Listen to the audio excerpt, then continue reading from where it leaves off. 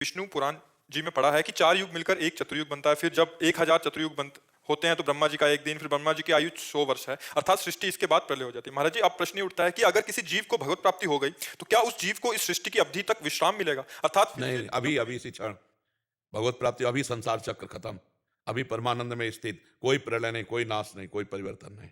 उसी को तो जीवन मुक्त परम पद कहते हैं, जहां प्रलय का भी प्रवेश नहीं है। सृष्टि में प्रलय ब्रह्मा जी के द्वारा रची हुई होती है, हम ब्रह्मा जी के द्वारा रचे नहीं, हमारा शरीर रचा हुआ है। शरीर अभी नष्ट हो जाए कोई फर्क नहीं पड़ता, हम अविनाशी चेतन अमल। और ये जब बोध हो गया, भगवत प्राप्ति हो गई, तो सब भय खत्म, सब नाटक खत्म माया का।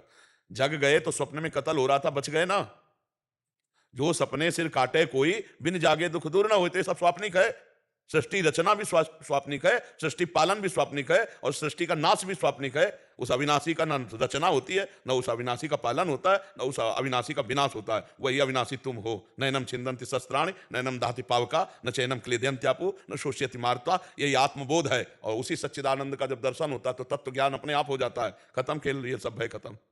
समझ रहे हो ना, ये माया का जादू है। उमा कहूं मैं अनुभव अपना, सत हरि भजन जगत सब सपना। अभी समझ में नहीं आया? ये भगवान, ये मैं तो हाथ खड़े करके आपके श्री चरणों की शरण में हूँ, ठीक है। लेकिन कभी कभी ये बुद्धि की तरह से तर्क करती है ये। क्या हमसे उत्तर ले लो। तो इसका अभी कई महीनों से ये तर्क चल क्या कि जैसे हमको अभी भगवत प्राप्ति हो गई किसी भी। अभी तुम जाना ही नहीं भगवत प्राप्ति किसे कहते? एक बार तो खा के तो देखो, फिर आगे इसके बाद क्या दिखता है। पहले भगवत प्राप्ति का लक्ष्य बना। न सृष्टि है, न पालन है, और न लय है। ये त्रिगुण की माया में है, और त्रिगुणातीत है भगवत प्राप्ति। जब वो दृष्टि आ जाएगी, है ही नहीं। अरे भैया, स्वप्न में सब कुछ दिखाई दे रहा, जगने पे कुछ है क्या? तो अभी तुम स्वाप्निक पुरुष हो, जगे हुए पुरुष हो क्या? तुम्हें ब्रह्मबोध हो गया क्या? तुम्हें भगवत साक्षात्कार हो गया क्या? तो स्वाप्निक संकल्प विकल्प हो रहे हैं, अब जगाने की चेष्टा करने, जग जाओ धीरे धीरे, निरंतर नाम जप करो। और ये जो सृष्टि प्रलय की कथा लिखी हुई है कि हम भयभीत होकर ऐसे भगवान की शरण में जाए, ये सत्य है संसार की लीला में, ये ऐसा होगा। लेकिन हम ऐसा भजन करना है कि अब हमको इस प्रपंच से ऊपर उठ जाना है। और भगवत प्राप्त में कुछ नहीं होता, न प्रलय होती है, न पालन होता है, न लय होता है। अभी ज्ञान तो है नहीं। अब भी आत्मस्वरूप का क्या पालन होता है? अब भी आत्मस्वरूप का कौन बाल बाका कर सकता है? इसका ब्रह्मा सृजन कर सकते हैं। जो ब्रह्म की आत्मा है वही हमारी आत्मा है। अभी बच्चे हो, कैसे समझोगे? नाम जप करो तब समझ में आएगा। ये तो आध्यात्म का खेल है। नाम जप करते रहो, पहले भगवत प्राप्ति की तरफ चलो।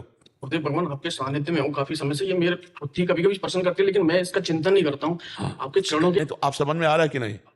जैसे स्वप्न में आप देख रहे हो कि एक मित्र मिला, पत्नी मिली, लड़का, दुनिया का सब प्रपंच देखते हो, क्या कुछ सत्य होता है क्या? यहाँ क्या सत्य है? हमारी बाल्यावस्था सत्य थी क्या? हमारी जवानी सत्य थी क्या? और कुछ दिन बाद ये रूप ऐसा मिट्टी में मिल जाएगा, ढूंढने से नहीं मिलेगा, त्रिभुवन में, त्रिकाल में। ये सब नाटक है माया का, ये सत्य थोड़ी है। और जो हम हैं वो थे, हैं, रहेंगे, कभी विनाश नहीं। अग्नेयास्त्र हमारा कुछ नहीं जला सकता, वायुवास्त्र हमारा कुछ नहीं उड़ा सकता, वरुणास्त्र हमारा कुछ नहीं भिगो। तभी तो नैनम छिंदन्ति शस्त्राणि नैनम दाति पावका। अभी ना आत्मज्ञान है ना भगवत साक्षात्कार, तो बुद्धि तो चंचल हो ही जाएगी। नाम जप करते रहो, और जो संशय आवे उसका उत्तर लेते रहो, मानते रहो। आप मानते रहो तो जान जाओगे। अगर मानोगे नहीं तो फिर तर्क में बुद्धि फंसा करके निगेटिव भी चला सकती है, नकारात्मक सोच भी ला सकती है। महाराज जी, मानने के लिए भी पावर चाहिए क्या अंदर? हाँ, भजन के बिना तो मान्यता भी नहीं होगी। भजन इसीलिए बारी मथे घृत होए बरु, सिकता ते बरु तेल, बिनु हरि भजन न भवतरी या सिद्धा। सपना सपना कब लगता है महाराज जी? जब उठ जाते हैं तब सपना लगता जब ज्ञान होता है तब। जब ज्ञान हो जाता है तब तो ज्ञान, अपने स्वरूप का बोध हो जाता है, या भगवान का दर्शन हो जाता है, तब लगता है कि अरे, जैसे रस्सी को सांप मानकर डर रहे हैं, पर जब तक सीधा प्रकाश रस्सी में नहीं पड़ेगा और हम रस्सी नहीं जानेंगे, तब तक हम डरते रहेंगे। और जब प्रकाश पड़ा, देखा रस्सी, तो हंस देंगे कि यार ये तो रस्सी थी, हम इसे सांप मान रहे थे। ऐसे ये सर्वत्र ब्रह्म व्याप्त है, सर्वम खलमिदम ब्रह्म। यहाँ कोई भय का विषय नहीं। पर जब तक हम ब्रह्म बोध नहीं कर लेते, तब तक भय से निवृत्ति नहीं हो सकती। क्योंकि महाराज जी बहुत कठिनता पड़ती है उस बातों को कठिनता इसलिए पड़ती है कि हम आसक्त हो गए हैं शरीर में, शरीर के भोग। हम कह रहे हैं बहुत छोटी बात है तंबाकू, चाय छोड़ना कठिन है। आप देख लो ना, हम छोटी छोटी आदतों में फंस गए, फिर इतने बड़े शरीर में फंस गए और शरीर के भोगों में फंस गए। अब इसको छोड़ना तुम खिलवाड़ समझते हो क्या? चाहे जितना उपदेश दे लो, चाहे सुन लो, जब शीशा से तिलक लगाओ तो लगता है ये हमारे माथे पे सही तिलक लगा है ना। हमारे सीधे मैं का तदात्म भाव इसमें है। और जब ये आ जाए कि ये शरीर अलग है, अंदर का विषय, और मैं इससे अलग हूं, तब अलग खेल शुरू हो जाए। अभी तो इसीलिए कहते हैं सिर्फ नाम जप करो, सिर्फ नाम जप करो, आगे का सब काम नाम संभालता चला जाएगा। नाम जप के बिना कुछ नहीं होने वाला। नाम जप के बिना कुछ, भगवान का मधुर मधुर नाम जो प्रिय लगे, जो गुरुदेव ने दिया हो, वो नाम जप करो, वो सब प्रकाशित करता चला।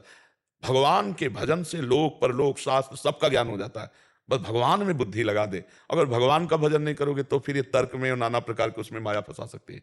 अपने को चलने में ऐसे ऐसे संकट पड़े हैं कि बस लगा है कि अब रास्ता बंद, वहीं भगवान का स्मरण किया, तुरंत रास्ता खुला, अंदर का तुरंत रास्ता, अच्छा यहाँ से ऐसे ऐसे। ये बहुत बहुत बड़ा मतलब बंधन है, कोई छोटा नहीं। गुरु स्वामी तुलसीदास जी कहते जड़ चेतने ग्रंथि पड़ गई यद्यपि मृषा छूटति कठिन। बहुत कठिन है, नहीं कठिन। अब देखो प्यास लगेगी तो आप कहोगे कि प्राणों को प्यास लग रही, मेरे को नहीं। ये भूख प्यास प्राणों का धर्म है, मेरा नहीं। नहीं, मुझे प्यास लगी है, मैं देखना चाहता हूं, मैं सुनना चाहता हूं। ये तदात्म हटे ज्ञान के द्वारा तब। पर ये सब छोड़ो, नाम जप करो, वो अपने आप आगे का रास्ता पुष्ट कर देंगे। ऐसे ही संजय कुमार